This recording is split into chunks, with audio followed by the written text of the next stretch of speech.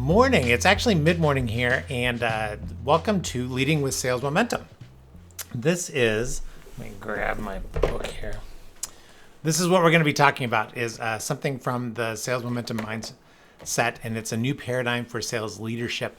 I am Greg Chambers. I'm the author of the book, and I'm a consultant, and companies hire me to help them with business growth. They hire me because I help them in a very particular way. I help them find the right fit, right? The right tactics and techniques that fit their size, their employee disposition, that help them get the most from the least amount of effort. So, and this book comes from those experiences that I've had over the last dozen years working with people. So let's actually move to an example. So this is something to keep in mind as we're going through this broadcast. Two sales reps. The sales rep on the left has been knocking it out of the park. The sales rep on the right has been struggling, doing okay, but struggling.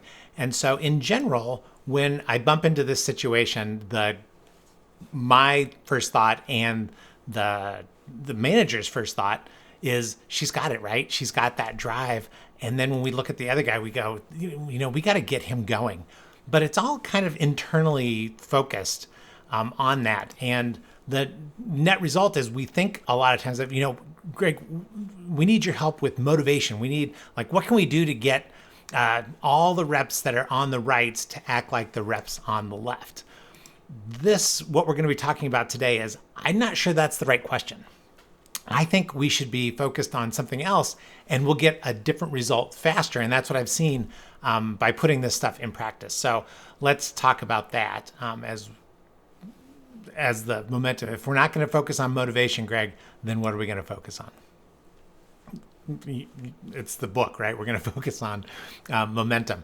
But first, a couple notes about today's agenda. This is geared towards, I have 3 of these, and this one is geared towards sales leaders. So owners, VP of sales, a chief marketing officer, chief sales officer, chief growth, right? We see growth officer, we see revenue officer, all of these people that are in charge of growth. This is really for you. It's going to be a little bit high level. And the idea is that these are ideas that you can use with your management team. So you manage people who manage others.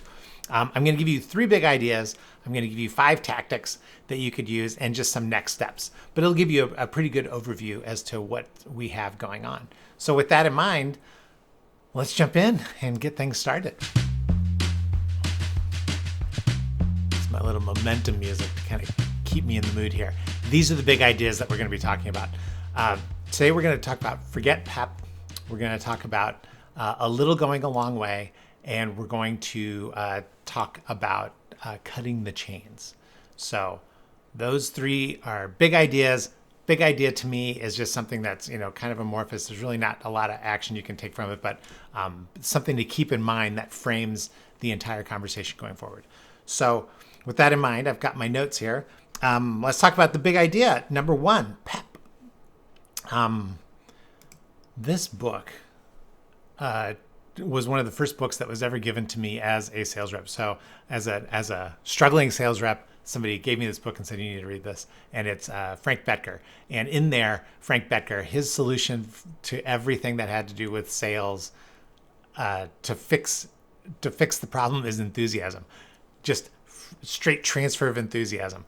And he's got a good point, but he's really big on motivation. And, for most salespeople, we love things that are motivation oriented. But the goal here, when I say forget pep, we're going to try our best to ignore motivation. This is what we think happens when we think of motivation, right? We think, I just need to give you a spark. I need to give you a book. You need to get going, and then we're going to move you towards your goal. You know where to go. I just need to help, give you that push to get there. What we've found, right? What research has found, what really happens is what we think of as motivation is really inspiration. There's 2 kinds of motivation. One is inspiration motivation, and the other one is continuation motivation. The sales reps on the left, right, the ones that are doing the best, they tend to exhibit continuation motivation. right? If motivation or inspiration sounds like, I'm so excited to get this thing done, continuation motivation sounds a lot more like, I'm in this, I'm doing it, I don't want to lose what I have built so far. And that's what gets me out of bed and gets me going in the morning. I had this old sales manager, and he had this Midwestern drawl, and he would say to me, Gregory, as long as they show up on time, sober, and ready for work, they're 90% of the way there. And he's not wrong, right? That's the idea, is that they're motivated enough in the classic sense of what we think of as motivation. What we need to do is we need to help them bridge, right? We need to talk them. That bridge between inspiration and continuation is momentum. And as an example, I was asked by a friend to do a marathon. So you think a marathon, right? So I'm like, that's great. That's my inspiration. I get going. The thing that got me to the marathon was not that initial idea of, yeah, this would be great, right? As we're having cocktails at a Christmas party. It was because it was a Chicago marathon, so it was in October. So we had 10 months to get ready for this. What got me going was this training from Hal Higdon. You can find it online. Couch potato to a marathon finisher is essentially what it is. That's the power of momentum. The power of momentum is in about week 5, after I had been running, 3 miles on Tuesday and, a few more miles on Wednesday and a few miles on Thursday, and then a big long run on Saturday. By the time you get to like week 6 or 7, you're more motivated by continuation than any thought of what was happening at the very beginning. The inspiration is long gone. Now it's just, I've put in this much work, I don't want to stop now. And especially as you get to weeks 15, 16, all the way to running the marathon. What got me through the marathon was the fact that I had stuck with all the training. And that's what we're talking about here, is when I say forget motivation, we need to focus on these tools that will help our salespeople get to where they need to go. We need to help our managers develop these tools, right? I'm not saying you need to do it. I'm saying you need to help your manager get there. So how do we do it? Good question. Well, we start right now by looking for places where this is already happening. I think it's happening inside of our companies. We just don't recognize it, right? We turn to, well, maybe we need to get a speaker in here. We need to do that kind of stuff. Instead, what we should be looking for are maybe some things that are either helping momentum, or it might be easier to find something where momentum is stopping, right? Where is it that we don't have a tool like this, like Hal Higdon's tool? So that's forgetting pep. Big idea number 1. Big idea number 2, a little goes a long way. So what I'm trying to say here is, when it comes to this, try it, because it doesn't take much to get things going, but it does take a sense of experimentation. So if this little fire represents a streak, I'll talk to you about what I mean here. Before anybody can get into a hot streak, they generally go through a period of experimentation where they're trying a bunch of different things, and then something good will happen. But when it happens, the streak happens and then it ends, and that's pretty normal.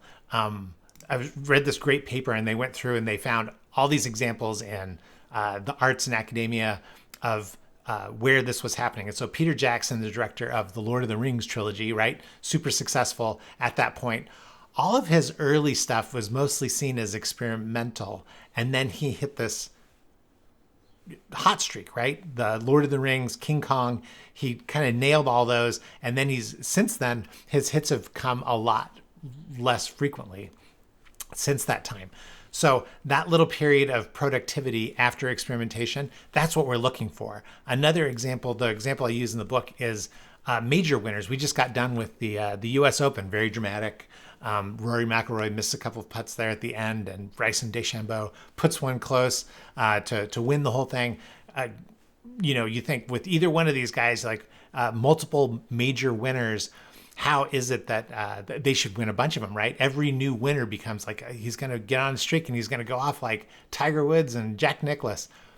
It generally happens that they win just a couple of them, and they tend to win them inside of short periods of time. So what is my point with that? My point is that when you go about looking for momentum, look for where streaks are already happening. If you have somebody on a streak, then it's encourage your managers to keep those people on the streak for as long as possible, even if it seems to the detriment of some other things.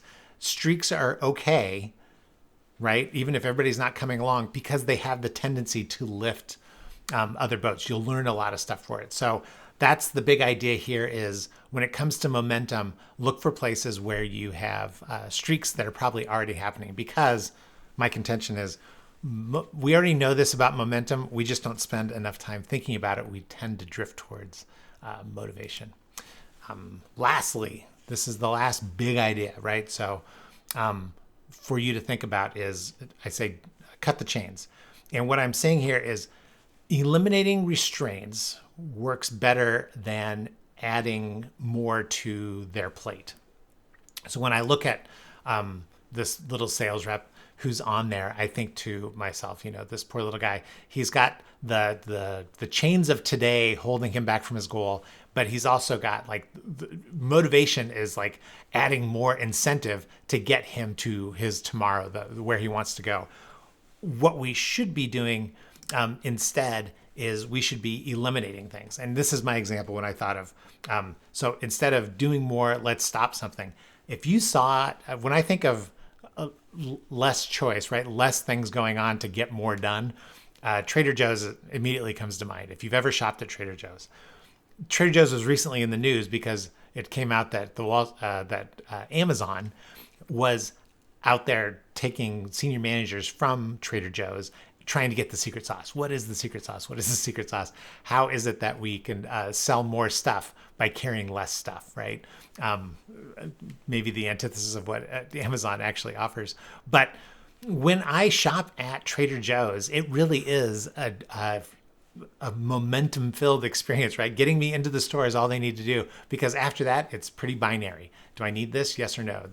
There's not, when I get to the peanut butter aisle, there's not 20 different kinds of peanut butter. There's, do I want peanut butter? Yes or no? And then maybe there's crunchy or smooth, but there's not 8 different brands. There's not 18 different price points. It's either, do I want it? Do I not want it? When you are eliminating friction, people can get more things done. So instead of adding more things to their plate, consider looking for areas where your managers can remove things from the plate. And you can do that just by asking the question, right? What is holding our people back, and what is it that we can eliminate that is maybe not critical to results right now? Maybe it's important to us, but can we get that information a different way? Can we get their activity done a different way, but keep them moving towards where it is that they want to go? What is it that that is holding them back? And we'll get into a few of those things as we move forward. So that's really the big ideas, right? The big ideas are we want to leave motivation behind, right? We're probably spending, inside of most organizations, if I had to put a number to it, I'd say 80% of the time we think about motivation, that internal pushing those reps to, how do we get them to get more and get going? 20% on things like momentum, which is the external, right? That's really things that are outside of the reps. What are we doing to keep those done? So let's focus more on the external and just assume that the internal is there if they're showing up for work.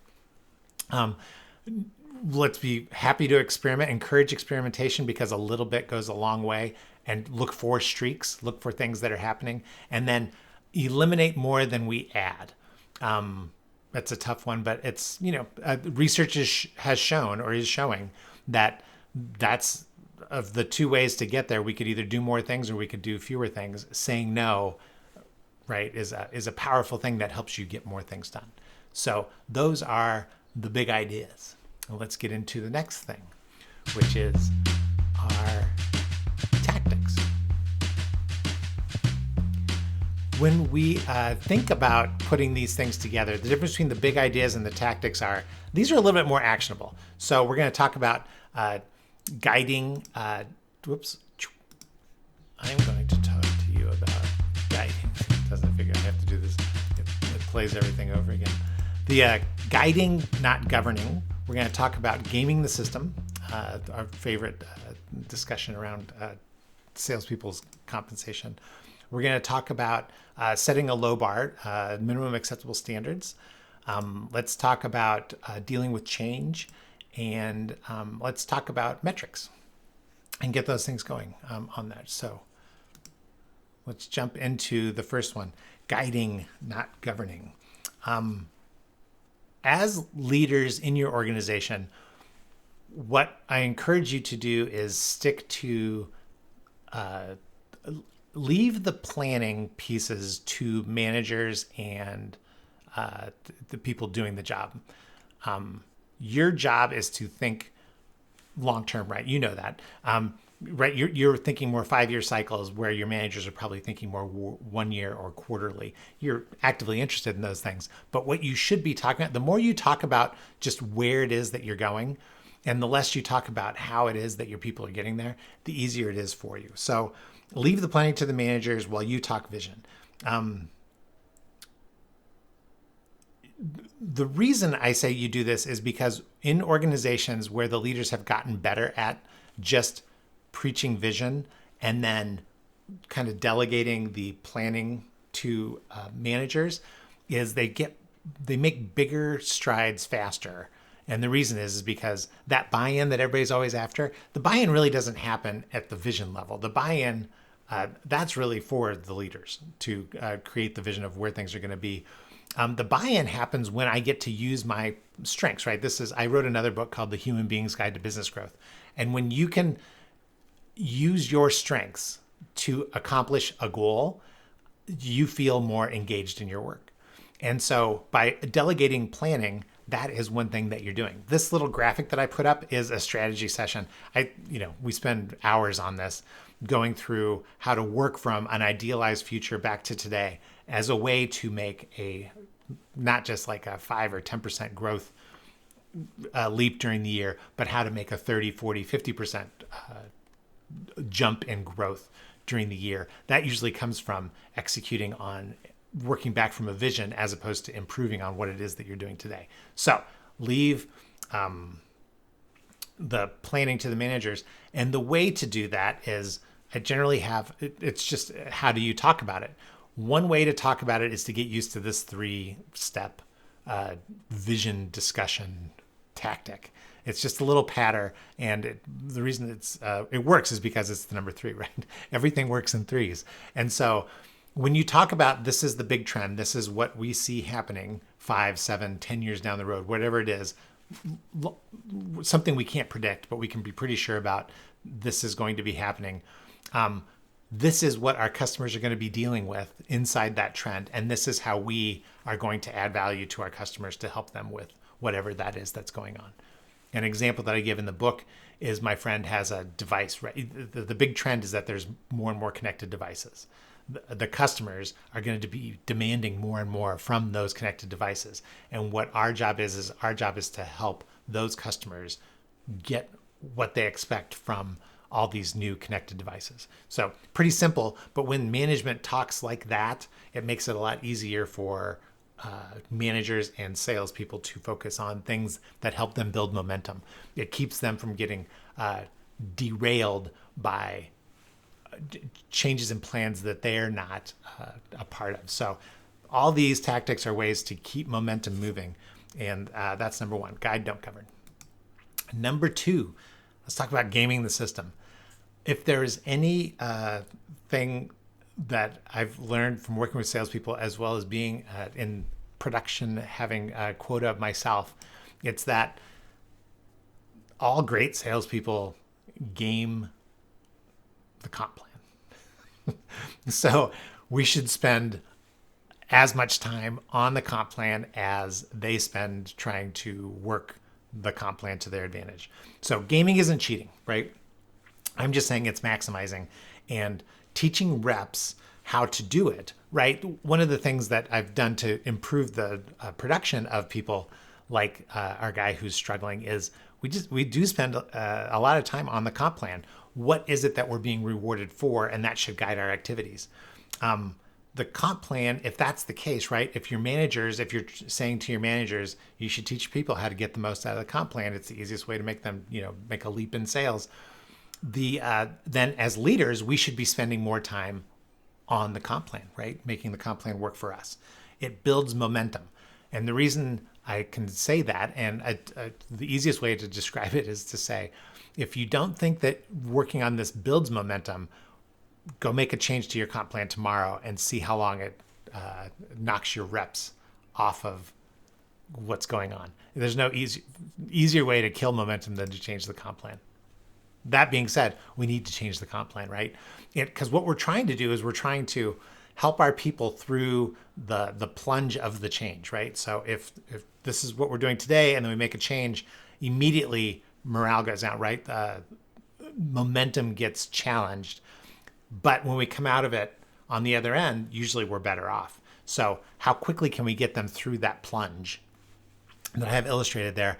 That's what this is all about. So start by looking, when it comes to, I don't recommend going and making a comp plan change tomorrow, but the first thing is get your people to look at what the average sales cycle length is. Because if your average sales cycle length is 9 months, for instance, and you haven't changed the comp plan in 9 months, I know sometimes it's like calendar year that happens, but marry up your comp plan changes closer to your sales cycle, because that's how long it takes for a comp plan to really go into effect. So that's how long it should be between changes.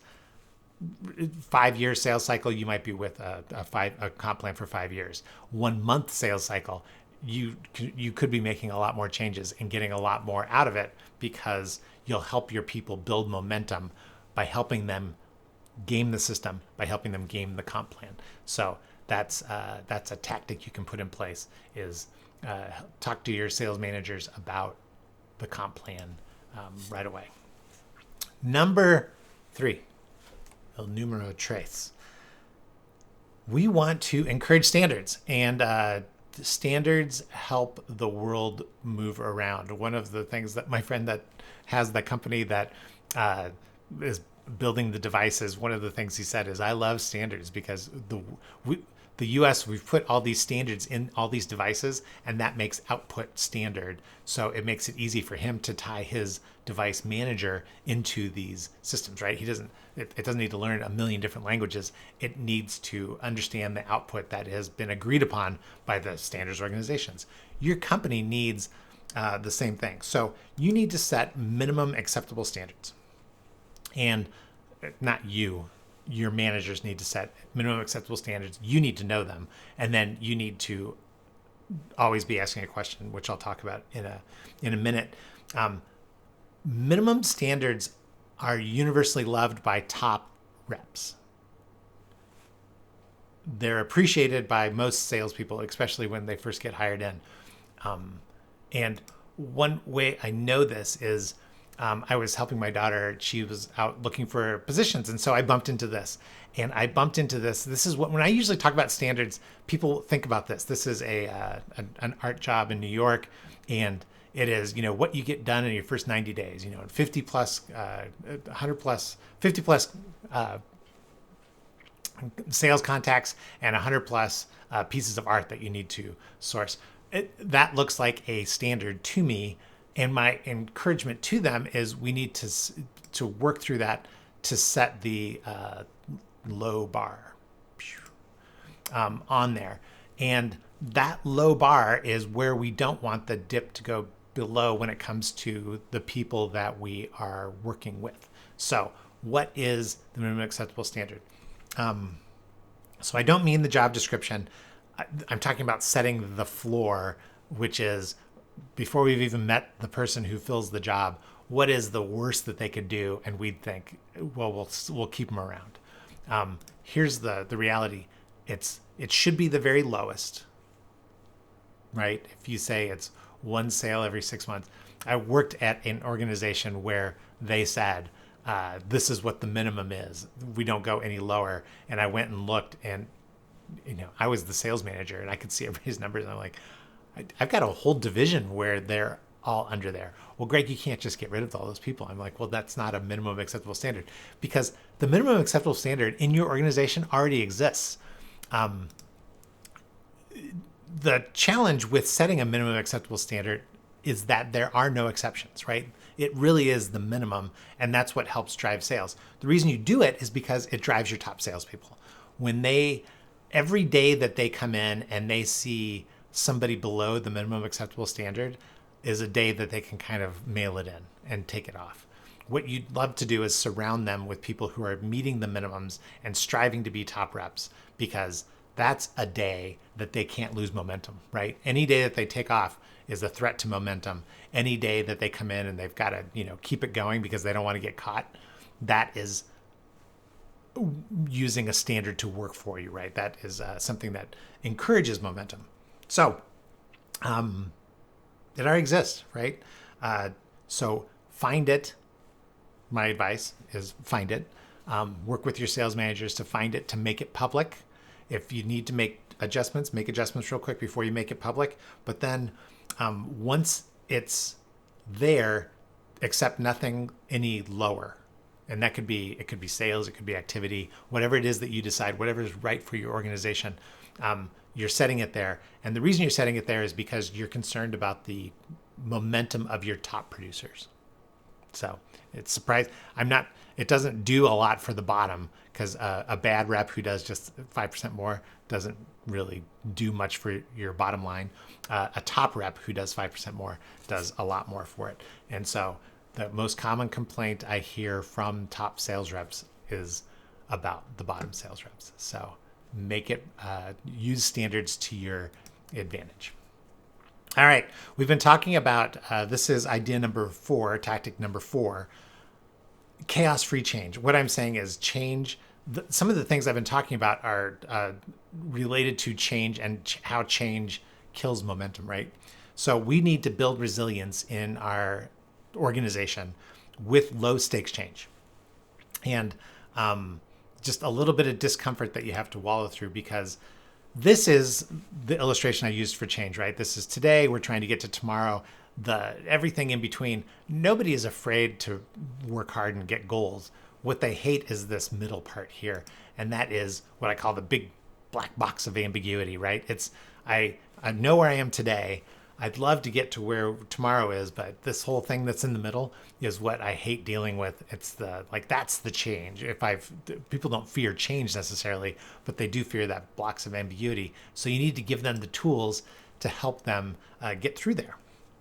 So if there is no change in your organization for a period of time, any change will hurt, right? Because it's like you have no calluses, and then suddenly you got to do the tow rope, the tug of war, and you rip your hands apart on those, right? There's like no calluses in your organization. And this is the example that I'm going to give. I have a client that I was working with, and it was fun to work with them at the time because everything was roses, right? I want to say it was 11 quarters in a row that everybody hit goal and got bonus. So the lack of change was that inside of a very competitive industry for years, they were on a roll. When quarter 12 happened and they finally bumped into some bumpiness and there were no bonuses, everybody there understood. I make like 2/3 of my income from bonuses. After you've gotten it for 11 straight quarters, you're like Clark Griswold in Christmas Vacation. You kind of expect that it's going to be happening. If it hasn't happened, you have no calluses. That change is going to be bad, because nobody has the memory of any tough times. So I'm not saying that you just need to like withhold bonuses or anything like that, but I am saying that you can do little changes so you can help people with this little, from the enthusiasm down to wallow, to get back on track. That wallow period where we lick our wounds and we feel bad for ourselves, when any change happens, that's what we want to start to build a little bit of a callus to, or callus for. And little changes is how we do it. So help your managers make little changes that don't mean much, but help people get used to just a tiny bit of discomfort to keep them on edge just a little bit. So for instance, moving departments to a different part of the building, changing parking, comp plans is one, right? You want something that needs to happen that is low stakes, that causes them to wallow, to help them recover. so that you at least have something to point back to. My poor friend's organization didn't have anything to rely on when they were going through what they were missing. When they missed quarter, it was immediate. People were looking for jobs and doing everything. And I was like, it's been pretty good. Let's not forget. Well, it's easy to forget when you come to take it for granted. So you can control that as a leadership team by looking for it. So look for places where you can instill little change via your managers that help your people deal with it. Yeah, sounds trite, but it actually does work. All right, tactic number 5, you got to measure it, right? So what gets measured gets managed. We all know that. The easiest metric that comes out of sales is usually some sort of activity metric and then some sort of result metric, right? It's why we love sales, is because, did you get the sale? Yes or no? And then if you didn't get the sale, are you at least being active enough that we can help you along the way? So when you have a metric, the reason it works is because what gets measured gets managed, because you ask about it all the time.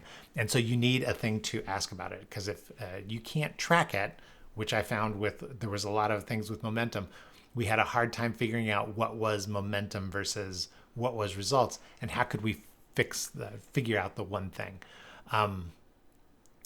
This is an example of a metric, an easy metric that is momentum oriented, and it works. I happen to work at one of my college jobs was working at an oil refinery, and I worked in the safety department. And I won't bore you with the details, but it was kind of fun. That's where I learned how to use a fire extinguisher and put out a fire. Start low and sweep is my advice on there. So, and also check all your extinguishers every year. So that was my job, was to check the extinguishers every year. And that group had an accident-free metric that we were measuring. I happened to be there one year when somebody got really injured. And what ended up happening, besides the fact that the days with no injury, time lost without an accident, had to go from like 1,000 to 0, was that in the aftermath of that, there was a lot of focus on safety things, as everybody kind of reoriented themselves to what were best practices in safety, because it was a dangerous, there were things about the job that were dangerous. So where do you get these metrics? I happen to have a companion book for this sales momentum mindset book called Sales Momentum 101. And it's a listicle. It's a bunch of lists that I helped use to write the book.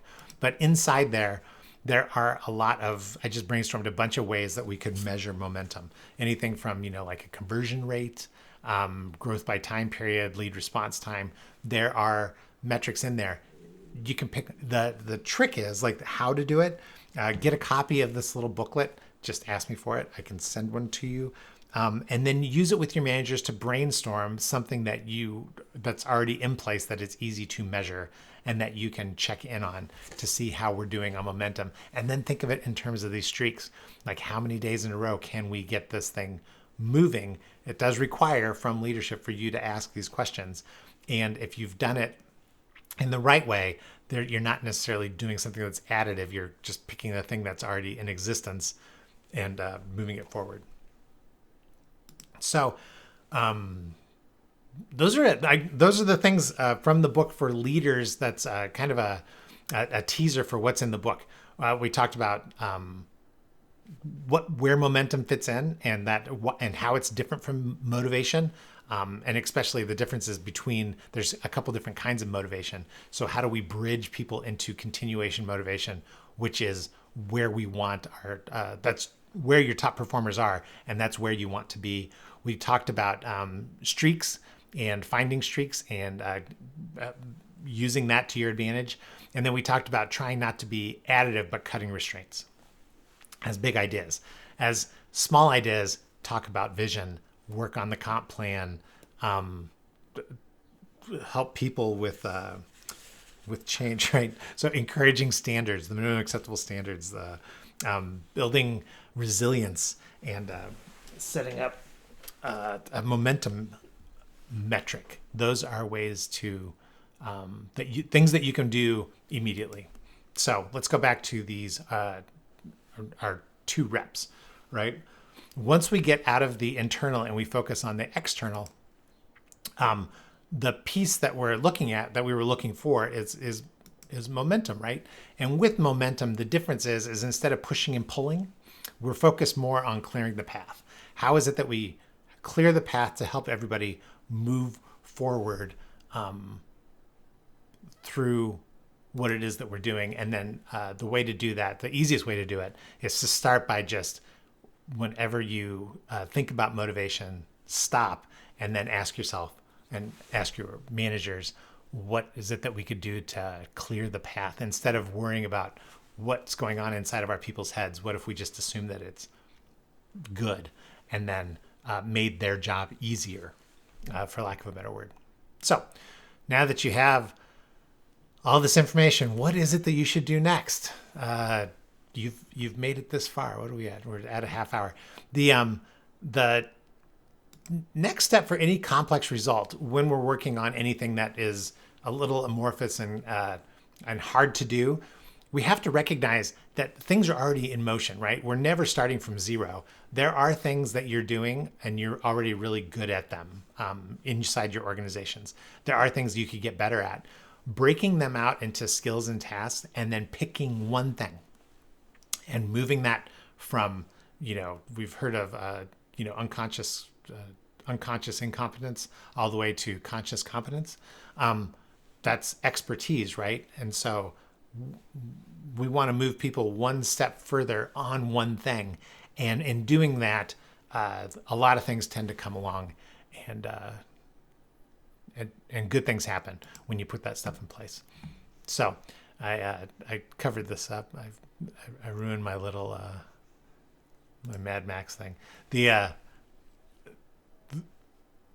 way you get out of this, though, is bring me in.